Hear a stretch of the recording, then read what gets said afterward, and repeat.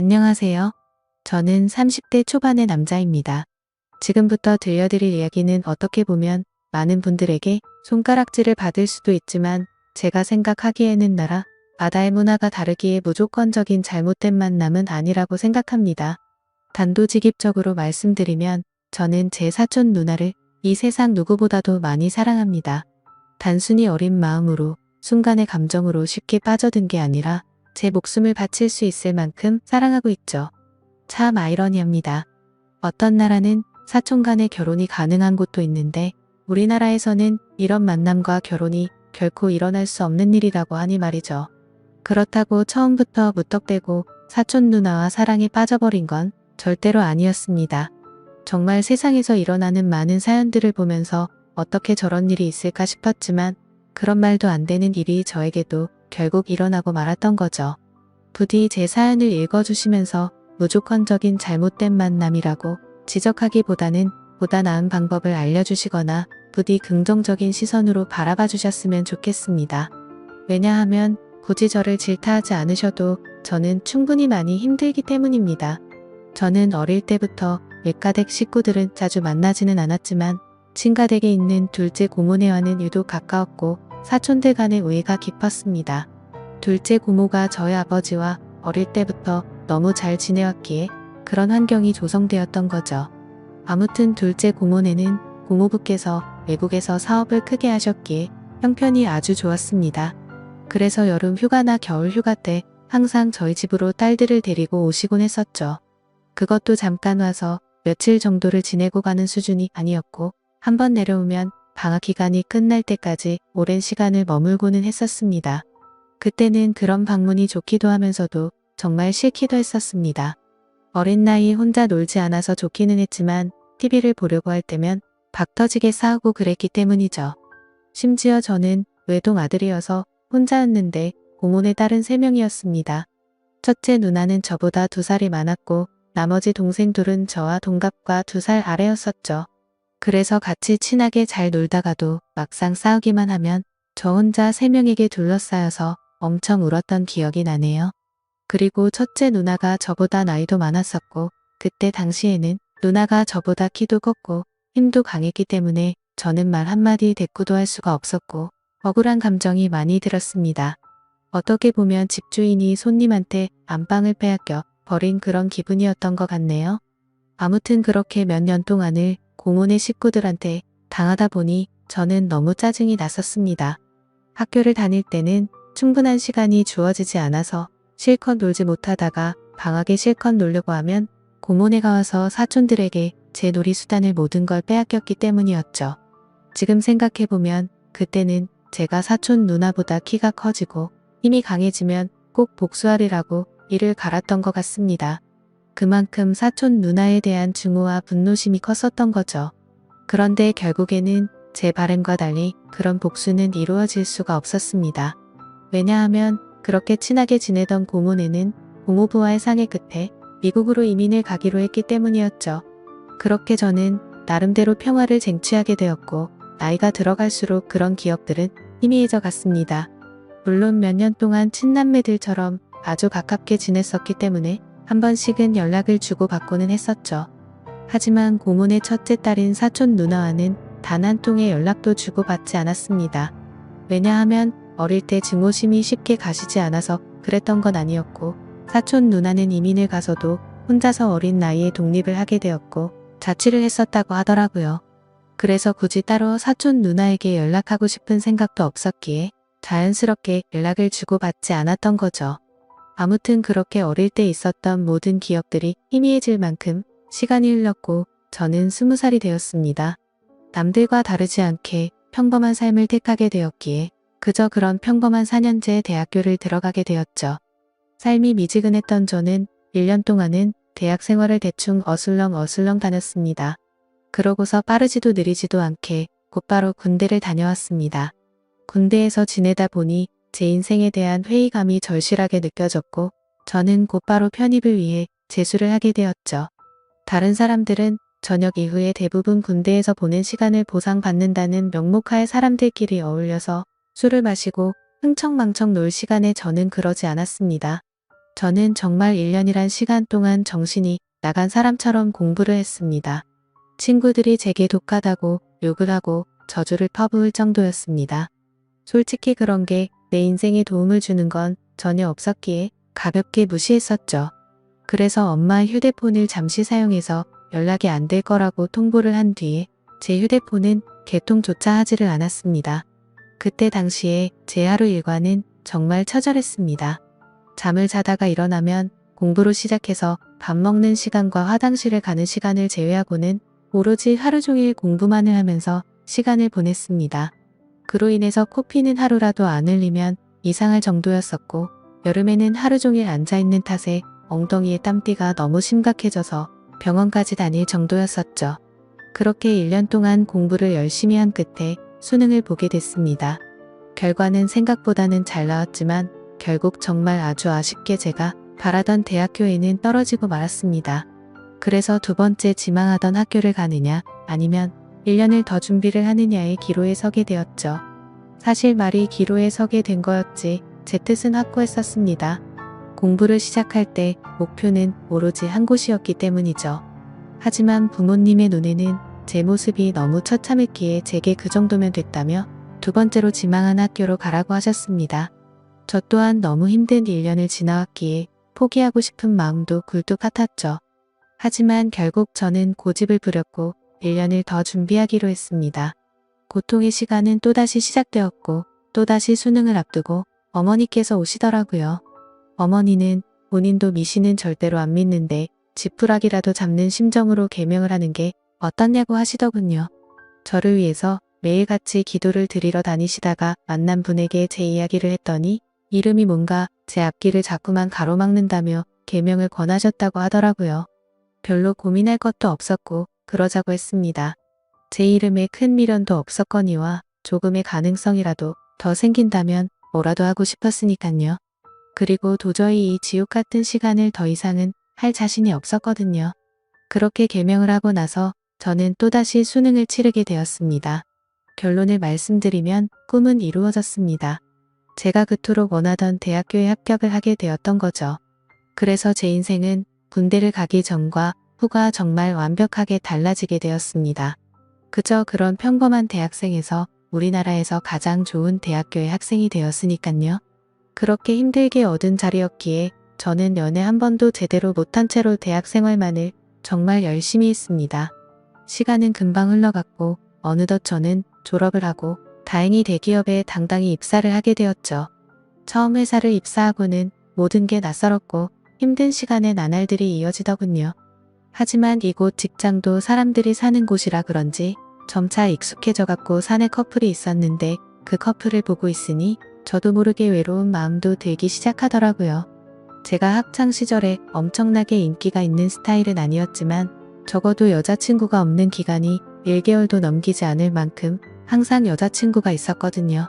대부분은 오랜 시간 동안 만남을 가졌기에 많은 여자들을 만난 건 아니었죠. 아무튼 이제는 열심히 이루고자 하는 바도 일단은 어느 정도 이뤄낸 것 같은 마음이 들기 시작했고 다른 사람들처럼 친구들도 만나고 회식도 하고 평범한 나날을 보내고 있었습니다. 그리고 주말을 앞둔 금요일 저녁 제 인생을 송두리째 바꿔놓은 여자를 만나게 되었습니다. 그날은 모처럼 회사를 마치고 친구들과 강남에 있는 술집에서 자리를 가졌고 술에 취한 나머지 평소에 거들떠도 보지 않던 감성주점의 술집으로 향했습니다. 그곳은 나름대로 헌팅을 하기에 자연스러운 분위기에 춤도 추고 술도 마시는 클럽 음악이 나오는 술집이었죠. 저는 시끄러운 곳은 그렇게 좋아하지 않는 성격이어서 별로 재미가 없었습니다. 그런데 참 눈이 즐겁긴 하더라고요. 어린 사람들이 신나게 꾸미고 와서 그런지 하나같이 잘생기고 예쁜 사람들 투성이었죠. 그렇게 한참을 놀다가 제 눈에 띄는 한 사람이 있었는데 그녀를 보자마자 첫눈에 사랑에 빠지는 기분이 들었습니다. 왜 그렇게 생각할 정도였냐면 저는 평생 여자에게 번호를 물어본 적이 없었는데 그 여자를 놓치고 싶지 않은 마음에 정신이 나갔던 건지 저도 모르게 그녀에게 다가가서 때뜬 번호를 물어봤던 거죠. 그녀는 시끄러운 소리에 네? 라고 되물었고 저는 다시 한번 번호 좀 알려주실 수 없냐고 물어봤습니다. 그러자 그녀는 죄송한데 남자친구가 있다며 정중하게 거절을 하더라고요. 그때 돌아섰으면 됐을걸? 자존심 구겨지게 친구로라도 지내고 싶다며 재차 물어봤습니다. 그녀는 다시 한번 죄송하다고 하고는 그 자리를 떠나더군요. 생애 처음으로 번호를 따본 거였는데 거절을 당해서 너무 창피해 죽겠더라고요. 쥐구멍이라도 숨고 싶은 심정이 이런 건가 싶었습니다. 그런데 그런 창피한 감정보다도 그녀의 연락처를 받지 못한 게 더 상심이 컸습니다. 또다시 다가가서 말을 걸면 이상한 사람으로 볼까 봐서 차마 다가가진 못했죠. 그렇게 조용히 술을 마시면서 그날 그곳에서 오로지 그녀만 쳐다보다가 집으로 돌아갔습니다. 집에 와서도 용기를 다시 내볼 걸 그랬나 생각도 들었고 정말 아쉬운 마음에 밤새도록 잠을 설쳤었던 기억이 나네요. 사실 스쳐가는 인연이라고 생각하면 며칠 정도 지나면 금방 잊혀져야 정상인데 그로부터 3달 정도가 지났을 무렵에도 문득 그때 그날의 그녀가 생각나서 환장할 노릇이더라고요. 해변가에서 모래벌판에서 바늘 찾기라도 하는 심정으로 3달 사이에 10번도 넘게 그곳에 다시 가봤었습니다. 하지만 결코 다시 마주칠 수가 없어서 운명이 아닌가 보다 하고 포기하고 있었죠. 그렇게 아무 생각 없이 탕비실에서 커피를 타고 있다가 옆을 봤는데 드라마에서 보는 장면처럼 저는 너무나도 깜짝 놀라서 커피를 떨어뜨리고 말았습니다. 왜냐하면 그토록 찾아 헤매던 바로 그녀가 제 눈앞에 있었으니깐요. 그녀는 저를 보면서 이 사람이 왜 이러지 싶은 표정으로 저를 쳐다보고 있었고 저는 혹시라도 커피가 튀었을까봐 죄송하다고 고개를 숙여 사과를 했습니다. 그러자 그녀는 생긋 웃으며 저는 괜찮다며 본의 아니게 놀라게 해드려서 죄송하다고 하더라고요.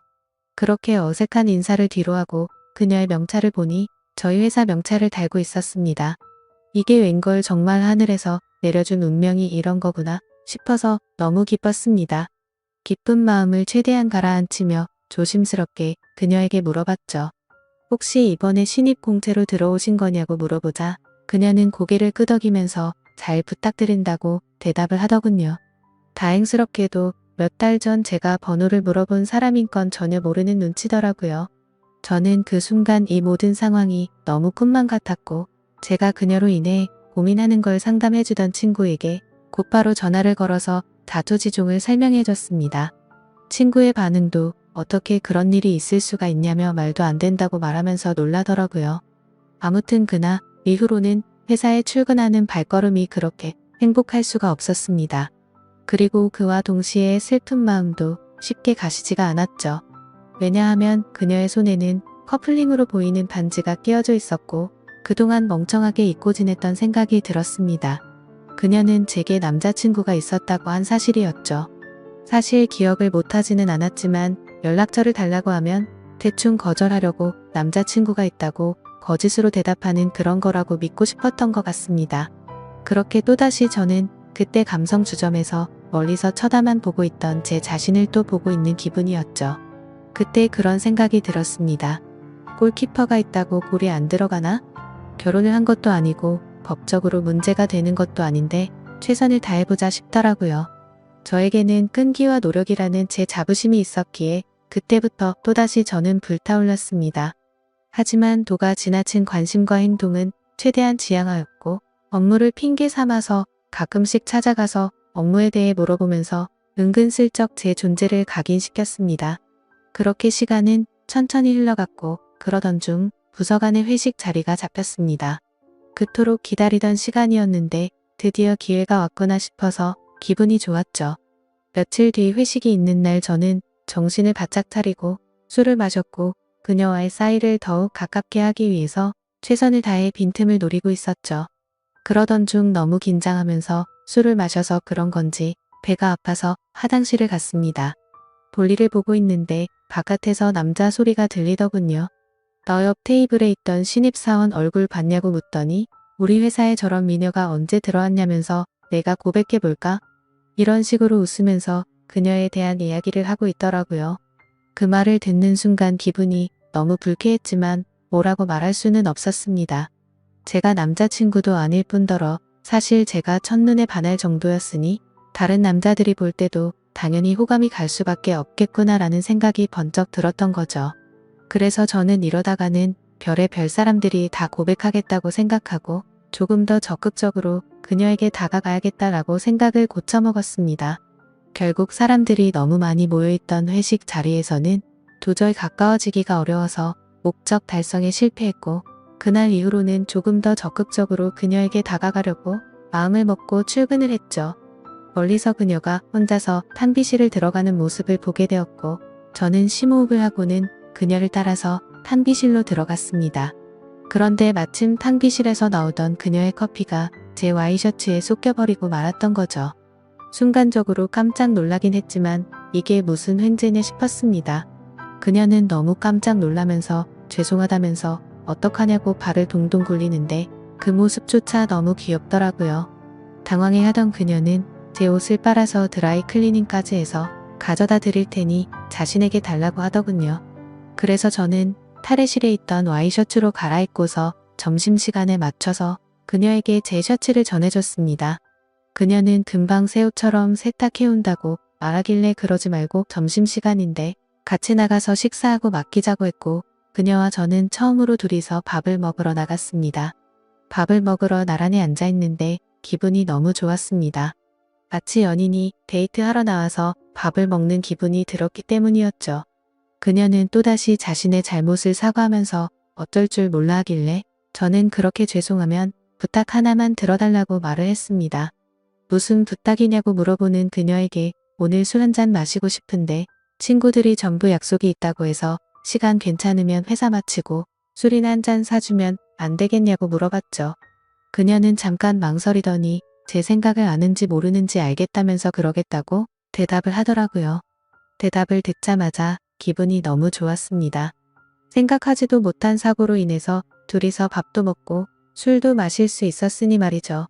그렇게 그녀와의 단둘이서 먹는 첫 식사를 끝마치고 같이 세탁소에 들려서 옷을 맡기고는 퇴근 후 다시 그녀와 단둘이서 만났습니다.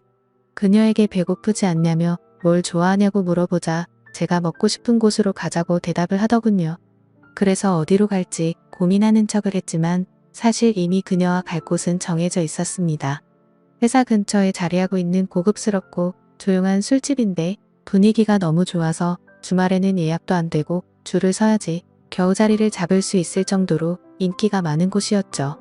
그날은 평일이었기에 저는 둘이서 조용히 있기 위해 조용한 창가 쪽으로 미리 예약을 해두었지만 괜히 그녀에게 제 속이 보일까 봐서 종업원에게 자리가 없는 척 그곳으로 안내해달라고 미리 부탁을 해두었습니다.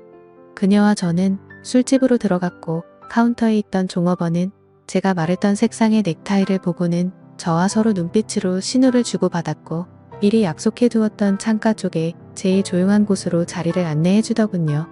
그녀는 자리에 앉자마자 이렇게 좋은 곳은 한국 들어오고서 처음 와본다며 좋아하더라고요. 그 말을 듣고 한국에서 지낸 게 아니냐고 물어보자 이민을 가서 학창시절을 다 미국에서 보냈다고 대답을 했고 이 회사에 입사를 하기 위해서 몇 달 전에 한국으로 들어온 거라고 말하더군요. 그래서 굳이 왜 미국에서 회사를 다니지 않고 우리나라로 들어온 거냐고 물어보자 오랫동안 미국 생활을 했는데 본인은 우리나라에서 살고 싶었다고 하더라고요. 그렇게 저는 두근거리는 마음을 최대한 드러내지 않으면서 자연스러운 대화를 이어갔고 술이 점점 취해가게 되자 그녀와 저는 서로가 농담도 주고 받을 정도로 점점 가까워지고 있었습니다. 그러다가 저는 술 기운을 빌려서 그녀에게 적극적인 자세로 물어봤죠. 손에 낀 반지는 커플링인 것 같은데 한국에 들어온 지 얼마 안 됐을 텐데 남자친구는 한국에 있는 건지 미국에 있는 건지 물어봤습니다. 그녀는 손가락에 있는 반지를 만지더니 웃으면서 대답했습니다. 이거 미국에서 저희 아버지가 선물해 준 거라고 하더라고요. 그러면서 한국 와서 남자들이 너무 많이 말을 걸어서 귀찮은 마음에 이 손가락에 끼고 있었던 거라고 대답하더군요. 그 순간 천국에 있으면 이런 기분인 건가 싶으면서 구름에 앉은 것처럼 기분이 좋았습니다. 그동안 가장 마음에 걸렸던 게 그녀의 남자친구였는데 사실은 남자친구가 없다라고 하는 순간 모든 걱정이 눈 녹듯이 사라지게 된 거죠. 저는 그녀에게 조금 더 다가가고 싶은 마음은 불뚝 같았지만 아무래도 수많은 남자들이 이런 모습을 보였을 테니 저는 그러지 않으려고 조심했습니다. 그런 모습이 그녀의 호기심을 자극시켰던 건지 약간은 무뚝뚝하게 행동하는 저에게 그녀는 관심을 갖기 시작했는지 제게도 질문을 하더라고요.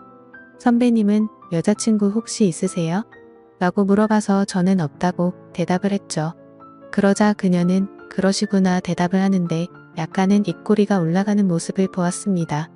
뭔가 순간적으로 그녀도 내게 관심이 있을 수도 있겠구나 싶더라고요. 그때부터 들뜬 기분으로 소주 대신 위스키도 괜찮냐고 그녀에게 물어봤고 곧바로 위스키를 마시기 시작했습니다. 제 인생에서 제 돈 주고 마시는 가장 비싼 위스키여서 그런지 술이 정말 술술 넘어오는데 취기도 엄청 빨리 올라오더라고요. 그래서 저도 모르게 그동안 있었던 모든 일들에 대해서 그녀에게 모두 밝히고 말았습니다. 몇 달 전 우연히 만나서 첫눈에 반하게 되었다는 사실부터 시작해서 너무 성급하게 말을 걸었던 게 후회돼서 몇 달 동안 그곳에 찾아간 것도 이야기했고 회사에서 처음 만난 순간부터 너무 꿈만 같아서 오늘 이렇게 술을 마시러 오는 순간까지 이 모든 것들이 기적인 것만 같고 행복하다고 제 진심을 담아서 고백했습니다. 혹시라도 무슨 스토커처럼 생각하지는 않을까 걱정을 하고 있었는데 그녀는 제 진심을 알아준 건지 조용히 제 눈을 바라보면서 손을 꼭 잡아주더라고요. 그렇게 그녀와 저는 서로의 마음을 확인한 뒤로 연애를 시작하게 되었습니다. 회사에서는 평범한 직장 동료처럼 남들은 모르게 사내 연애를 했고 퇴근을 하면 세상 어느 커플도 부럽지 않은 행복한 커플로 지내고 있었죠.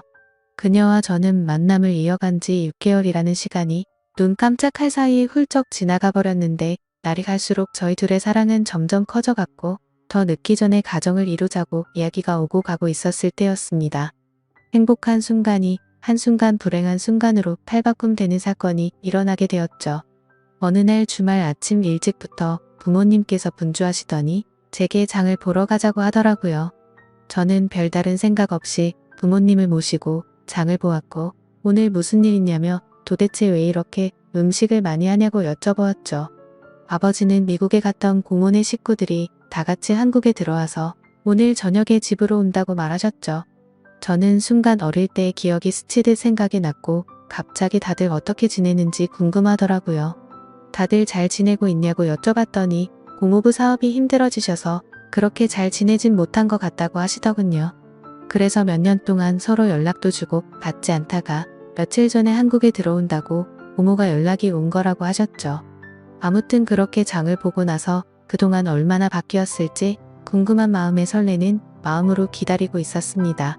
비록 15년 가까운 시간을 한 번도 보지는 못했지만 어릴 때 기억은 어렴풋이 남아있었으니 말이죠. 그렇게 한참을 기다리다 보니 벨이 울려 퍼졌고 고모부와 고모 그리고 3명의 딸이 들어왔습니다. 그런데 그 순간 저는 망치로 얻어 맞은 것처럼 온몸이 굳어버리고 말았습니다. 그리고 마주하고 있던 한 명의 여자도 눈이 동그랗게 떠져서는 저를 바라보고 있었죠. 그 여자는 바로 제 여자친구이자 고모네의 첫째 딸인 제 사촌 누나였습니다. 순간적으로 둘 다 너무 놀랐지만 그 상황에서 아무 말도 할 수가 없겠더라고요. 식사를 하면서 이야기를 들어봤더니 고모부의 회사가 부도가 나게 되면서 미국에 있는 사업을 정리하고 지금 들어온 거였고 3명의 딸들은 1년 전에 먼저 한국에 왔다고 말씀하셨죠. 그리고 저와 사촌 누나가 같은 회사를 다니는 거 말고는 둘이 마주친 적 없냐면서 놀라시는데 차마 할 말이 없었습니다. 마주치는 건 고사하고 우리가 연애를 한다는 걸 밝히면 누구 하나 뒷목 잡고 쓰러질 상황이었으니 말이죠.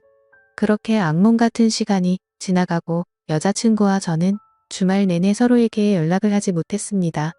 그리고 월요일에 출근을 했더니 여자친구는 병가를 내고 회사에도 나오지 않았더군요. 그래서 이대로 피해서는 도저히 안 되겠다 싶었고 저는 조퇴를 하고 여자친구가 혼자서 지내고 있는 집으로 찾아갔습니다. 비밀번호를 바꾼 게 아닐까 생각하면서 눌러봤더니 바꾸지는 않았더군요. 신발장을 보니 다른 사람은 역시나 없는 것 같았습니다. 고모부와 고모는 주말 동안 여자친구 집에 있다가 월요일 아침 일찍 두 딸이 지내고 있는 부산으로 내려간다고 했기에 여기에 안 계실 거란 걸 알고 있었죠. 천천히 문을 열고 들어서는데 암막 커튼으로 인해서 집안이 온통 깜깜했습니다. 저는 그 어둠에 대고 조용히 괜찮냐고 말을 꺼냈더니 그 순간 여자친구는 펑펑 울기 시작했습니다. 그런 모습을 보니까 저도 눈물이 나기 시작했고 서로가 끌어안고 한참을 울었습니다. 진지하게 서로가 앞으로 어떻게 할지에 대해서 말도 나누었습니다. 우리가 이렇게 만나는 게 맞는 걸까 아닐까 서로가 각자 한참을 생각해 보았지만 도저히 답이 나오지 않더군요. 저도 그렇고 여자친구도 지금 벌어진 이 상황이 너무 황당하고 하늘이 원망스러웠습니다. 사촌 간의 만남이 지구상에 있는 모든 사람에게 절대 안 된다란 정답이 정해져 있다면 군말 없이 따랐을 텐데 이런 경우에는 나라마다 다른데 이걸 어떻게 해야 하는 건지 너무 혼란스럽습니다. 결국 저와 여자친구도 도저히 해답을 찾을 수가 없었고 서로가 시간을 갖고 생각해보자고 한 지가 2주가 지났는데 차마 답이 나오지가 않네요. 지금은 서로 회사에서 마주쳐도 아무 말도 못하고 있는 상황이고요. 가슴이 터져버릴 만큼 답답한데 어떻게 하는 게 맞는 걸까요?